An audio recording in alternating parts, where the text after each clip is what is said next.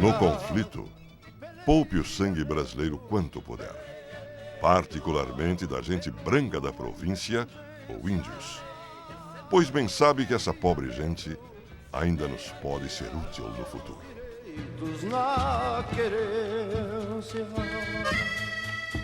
Esta história não está nos livros oficiais e nem é contada nas escolas. A história dos negros que lutaram na Guerra dos Farrapos em troca da liberdade e que foram traídos e mortos no Cerro dos Porongos, em Pinheiro Machado. Foi nessas coxilhas que um pedaço da história do Rio Grande do Sul se fez. Aqui, onde uma começa e a outra termina. Um capão de mato molhado por um pequeno córrego. A família de Rosa se criou por essas bandas. E ela sempre ouviu falar daquela matança. O pessoal da região dizia que este mato aqui, chamado Sarandi na época, era mal assombrado, porque teria morrido aqui muita gente no tempo da guerra. Fui ouvir falar em batalha, ou massacre, ou surpresa, muitos anos depois, quando já nem morava mais aqui. Morreram aqui os ascendentes de Rosa, gente que lutou na Revolução Farroupilha em troca de liberdade, mas que encontrou a morte como recompensa. Na manhã daquele 14 de novembro de 1844, o sentinela das tropas farrapas, que estavam acampadas aqui, não percebeu a aproximação dos imperiais, liderados pelo coronel Francisco Pedro de Abreu, o Moringue. O que se seguiu aqui foi um verdadeiro massacre. O que motivou o massacre de Porongos? Bom, principalmente o fato de que, ao final da Revolução Farroupilha, os negros eram um problema para se chegar à paz entre imperiais e farroupilhas, porque alguns dos farroupilhas queriam que esses negros fossem libertos ou, enfim, fossem poupados. E os imperiais queriam a devolução desses negros, que em maioria eram escravos dos imperiais e que estavam lutando pelos farroupilhas em troca de uma promessa de liberdade. Então, esses negros, eles constituíam um problema.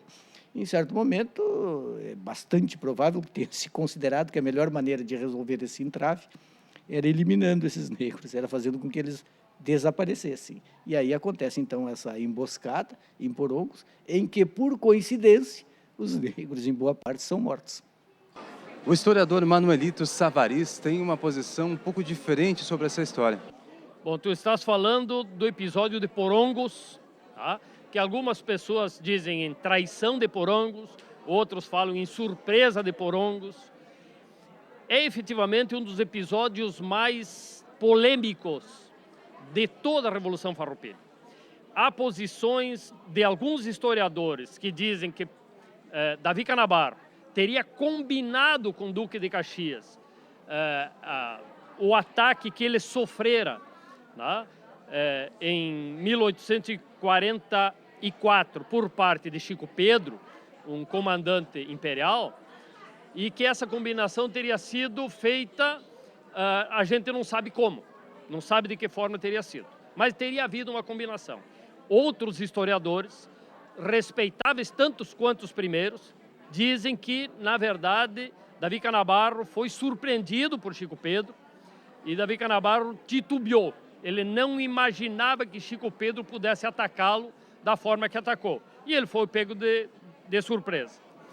A história oficial diz que os lanceiros negros simplesmente perderam a batalha. Outros historiadores defendem que o general farrapo Davi Canabarro traiu os negros. Queria se livrar de uma presença incômoda.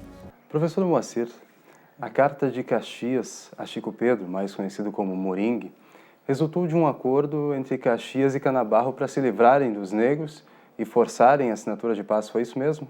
O plano original é esse, não é? Porque a principal força que mantinha o terreno, que mantinha o território, era a infantaria, enquanto que a cavalaria ou os lanceiros era uma força que se desfazia. A cavalaria feita por brancos unicamente, segundo o decreto do Bento Gonçalves, enquanto os lanceiros havia um corpo de negro e um corpo de índios. Tá? Os negros ficavam acampados em armas permanentes, enquanto que os brancos iam para casa levando armamento, levando cavalo, e para um novo combate tinha que reunir os brancos. Os índios também voltavam para o seu acampamento. Portanto, era importante destruir a infantaria, que era a que mantinha o terreno. Então, esse é um plano que, inclusive, deveria ser no combate Ponte Verde, um ano antes, e só não aconteceu porque os farrapos ganharam o combate e a combinação com o Canabarro é que eles perdessem. Mas e por que se criou essa hipótese de que esta carta seria falsa? Bom, é que há historiadores que escrevem de acordo com os interesses políticos da época. Então, em 1898, o Alfredo Ferreira Rodrigues escreveu sobre a surpresa em Porongo. Por que isso? E que a carta seria falsa. Por que isso? Porque, veja bem, em 1898, nós recém tínhamos proclamado a República por um golpe militar. Não havia heróis. Então, os heróis tinham que ser feitos. Quais são os heróis do Rio Grande do Sul? Bento Gonçalves, Davi Canabarro. Então, todos os farroupilhos que lutaram contra o Império foram transformados em heróis. Esses heróis tinham que ser exaltados. Não se podia falar em traição nem em combinação. Então, qual era a melhor maneira? Era considerar essa carta como sendo falsa e considerar que o Davi Canabarro foi surpreendido. Só que esse pessoal se esquece, né? Que o general comandante não é sentinela. Se foi surpreendido, isso era impossível, porque o Davi Canabarro era um ótimo comandante, né? Conhecia a tática militar e tudo mais, não ia deixar o acampamento sem guarda. E ele foi avisado por dois, inclusive pela irmã do neto, que disse que o Moringue estava acampado perto. Ele sabia, portanto. Não foi surpresa. Mas, em 1898, tínhamos que exaltar os heróis, né? Criar heróis, criar mitos. Uns chamam de surpresa de Porongos, outros chamam de traição de Porongos e a aversão do massacre de Porongos. Eu diria que surpresa não foi, porque o Canabarro havia sido avisado de que tropas imperiais, avisado pelo próprio Caxias, Barão de Caxias na época, que tropas imperiais andavam naquela região e que era necessário desarmar os negros. E ele desarmou os negros nessa noite, né? Retirou todo o cartuchame dos negros. Então, surpresa não é.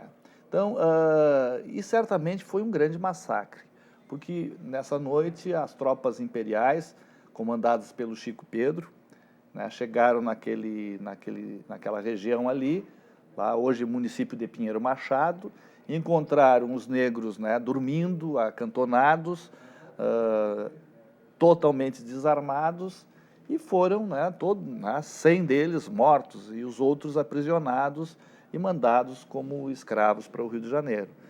Em um certo sentido também, né, foi uma grande traição, porque havia sido prometido aos negros, né, que lutassem como oficiais, como militares, a liberdade.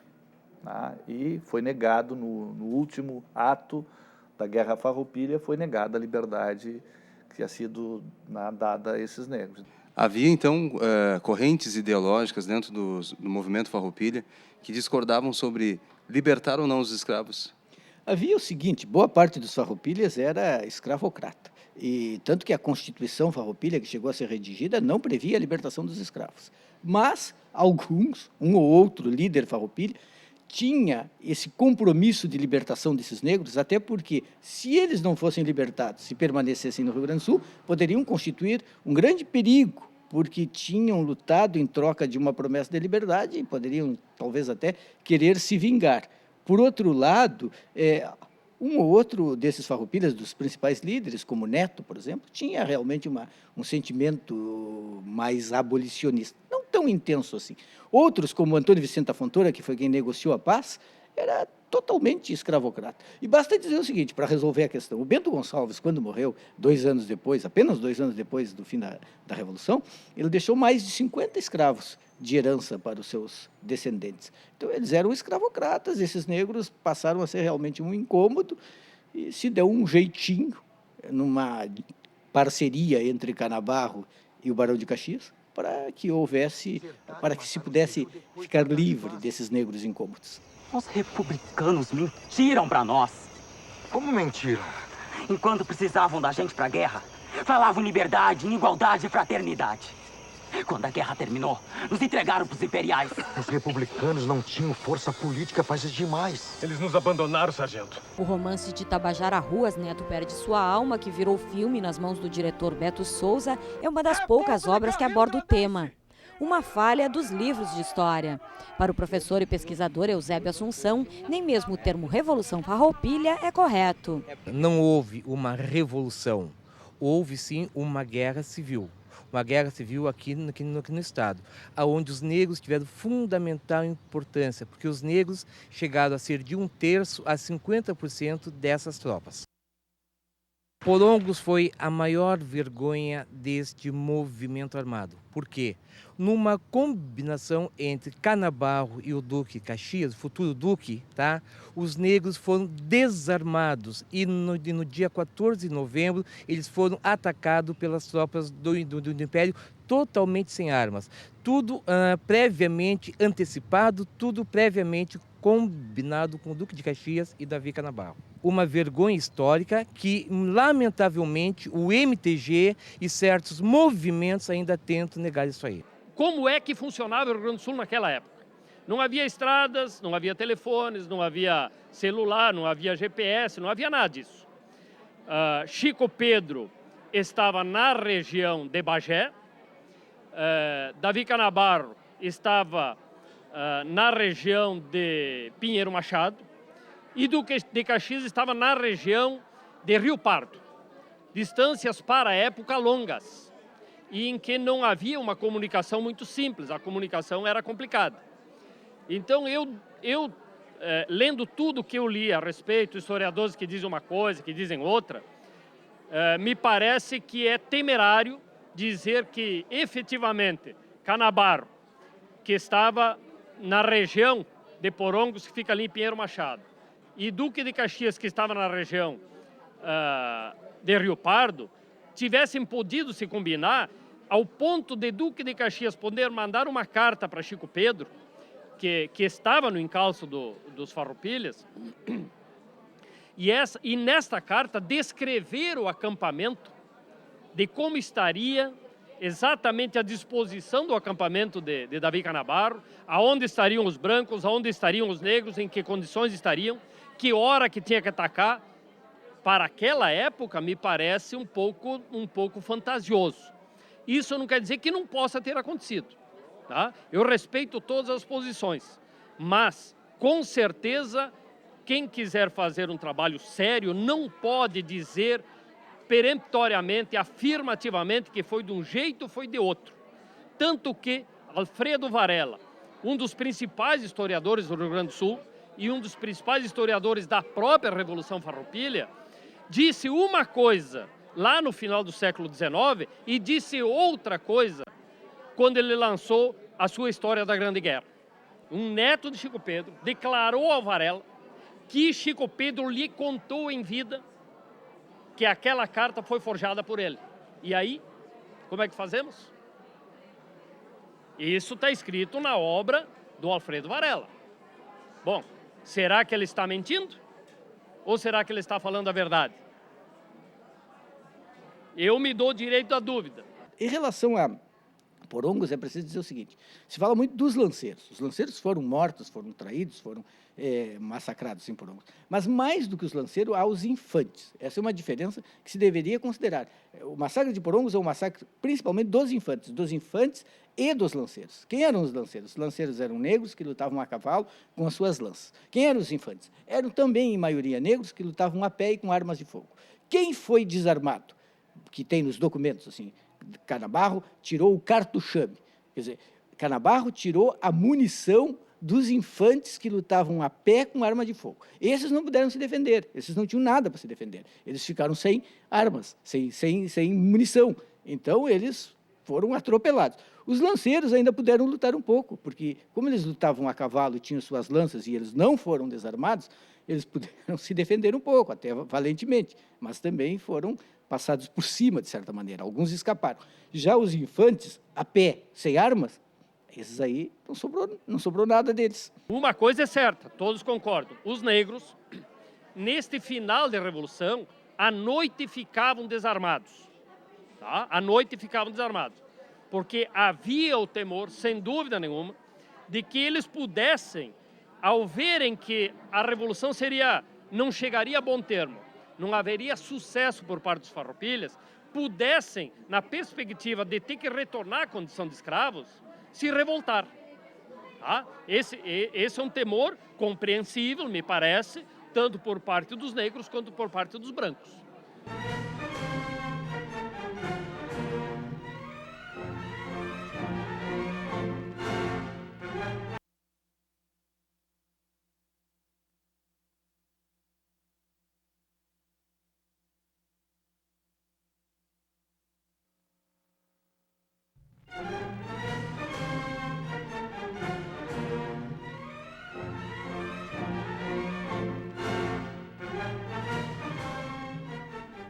Porto Alegre não ficou ao lado dos revoltosos, ficou ao lado do Império e acabou ganhando o título de leal e valorosa cidade. Isso. Por que isso? Porque a Guerra Civil foi feita por uma coisa chamada guerrilha a cavalo. Eram guerrilheiros que não se fixavam no lugar. E como eles não tinham quartéis, não tinham meios, eles viviam da pilhagem. Então, eles entravam na cidade, primeira coisa é ir no comércio e pilhar o comércio. Ou então entravam numa fazenda, pilhavam a fazenda. Hoje nós estamos aí fazendo um desfile carnavalesco da Revolução Farroupilha, mas ela não foi isso aí. Ela foi sangrenta, foi violenta. Então, o que acontecia na época é que as cidades onde eram centros comerciais, polos comerciais, elas são anti-farroupilha, como Porto Alegre, Pelotas, Rio Grande, Caçapava, que foi capital à força, também era anti-farroupilha. Domingos José de Almeida, quando chegam lá, disse que a população não queria saber deles. Rio Pardo foi anti-farroupilha. Então, esses centros comerciais todos, defendendo suas propriedades, seus bens, não querem saber da Revolução Farroupilha. Os farroupilhas não tiveram essa popularidade que eles dizem, foi um movimento principalmente que os idealistas de hoje, os que gostam da Revolução Farroupilha hoje dizem. O movimento Farroupilha teve grande importância na região da campanha, mas não teve grande adesão nas cidades e não teve nem sequer uma popularidade imensa. Os farroupilhas usaram de métodos que desagradavam a muitos, eles saqueavam as fazendas dos outros, eles tomavam o gado, eles se apropriavam das coisas, eles sofreram processos. Por que se mantém esse hábito de se promover o desfile aqui na capital? É que toda a tradição ela é inventada. E não é só aqui no Rio Grande do Sul nós que inventamos essa tradição. Todos os países inventam sua tradição. Todos. Não tem nenhum que escape. Então, quando se deu o golpe republicano, nós tínhamos que ter uma identidade. Aí, qual a identidade? Do gaúcho, que não existia mais. E quais seriam esses sinais de identidade? Então, objetos, chimarrão, bombacha após a Guerra do Paraguai, maneira de falar, chapéu, etc. Então, esses são os sinais de uma identidade, que nós já tínhamos, porque nós lutamos contra o prata para isso aqui ser brasileiro, para o Rio Grande do Sul ser brasileiro. Então, nós tínhamos uma identidade perante os platinos. Com a República, nós transferimos essa identidade para os brasileiros. Então, nós nos consideramos diferentes dos brasileiros. E quando se cria uma identidade, tem que se criar símbolos, tem que se buscar no passado esses símbolos. Então, a Revolução Farroupilha se prestava para isso, porque ela foi separatista, de fato. Tanto é que tinha bandeira, índio, hino, cidadania, exército próprio, leis próprias. Então, realmente se separou. E isso servia como um símbolo de uma identidade. Hoje todo mundo é farroupilha. Veja bem um absurdo que nós temos, a minha cidade, Porto Alegre, com acampamento farroupilha. Tinha que ser um acampamento imperial. Claro, ou Rio Grande, que foi imperial e que o Bento não conseguiu entrar quando era vivo, entrou depois de morto. Bom, então, isso tudo é a tradição. A tradição ela é inventada, ela é criada. Porque se tira fora as coisas que não prestam, por exemplo, o massacre do negro, a traição do Canabarro, tudo isso não é coisa boa. Em busca de certezas, é que negros e brancos se reuniram no mesmo lugar, 161 anos depois. No meio das coxilhas, foi inaugurada a pedra fundamental para a construção de um memorial que vise preservar e também descobrir a verdadeira história da Batalha dos Porongos. E a pedra, o lançamento daquela placa, é para que a sociedade se dê conta de que sim, existiu um movimento, sim, existiram negros que morreram na defesa do Rio Grande do Sul, na defesa da sua pátria, e que aquele espaço tem que ser preservado e que aquele espaço tem que ser valorizado. E é uma história a ser contada para o Brasil todo. Não tinha casta nem grei. Nos idos de 35, quando o caudilho era um rei. Acampamento Farroupilha 2011, Piquete dos Lanceiros Negros. Este piquete foi fundado em 14 de setembro de 2003, com a intenção de homenagear Zumbi de Palmares e Lanceiros Negros, né? Figuras que sempre foram esquecidas nessa nossa história, né? Preservar a participação do negro dentro da nossa cultura gaúcha, que foi muito grande e que também é esquecida, né? Não tem uma certa de divulgação de quem foram os lanceiros negros, que foram negros que lutaram, né? Lutaram na frente nessas guerras todas por uma proposta de liberdade e que gritantemente foram traídos em 14 de novembro. Né? Às 2 da madrugada houve a traição de Porongos. Então, não adianta falar em batalha de Porongos, é a covardia de Porongos. Muitas pessoas falam que o negro não cultua a questão tradicionalista, né? E um exemplo a gente pode mostrar aqui com esse nosso piquete Lanceiros Negros Contemporâneos, que desde a sua fundação, sempre os negros comparecem, não que os brancos não venham, mas os negros vêm em maior volume, até porque não se sentiam acolhidos em outros acampamentos. Eles só não cultuavam e só não participavam porque não tinha espaço. O piquete Lanceiros Negros, assim como tem outros piquetes aqui, que em número bastante reduzido, demonstra isso, o quanto a presença do negro se faz necessária e quanto o negro gosta de participar. Ele só não participava antes porque não existia esse espaço. Por quê? Porque nós fomos quem trabalhou no campo, quem fez o charque, quem lutou, quem combateu e também quem foi desmerecido, quem foi traído. O piquete foi fundado em setembro e já em novembro, na primeira semana da consciência negra nossa, do piquete dos negros, nós tivemos essa preocupação, lembrar e homenagear os negros do Rio Grande do Sul, mostrando essa participação dentro de Porto Alegre. Esse parece que é o único piquete que representa os negros, os lanceiros negros. Existe alguma resistência? Tu avalia isso? De que forma? Existe sim uma resistência, tá? De um MTG e coisas assim, admitirem, tá? Que houve a covardia de Porongos. Isso existe. Do contrário, não, né? E tem um outro piquete também de negros aqui, que é o piquete do Floresta Aurora, né? Não é o piquete diretamente de negros, mas eu diria que 80% são negros, né? Que convivem junto com nós nesse gauchismo. E quanto àquela história de representação no desfile Farroupilha, que não foi bem aceito, não foi permitido contar uma certa parte da história, como é que é essa história? Eu diria, no primeiro ano que teve o desfile temático, nós fomos convidados, Piquete Lanceiros Negros, onde a gente participou. Só que o que a gente queria era ser mais direto, né? Era fazer um carro alegórico, representando a covardia de Porongos.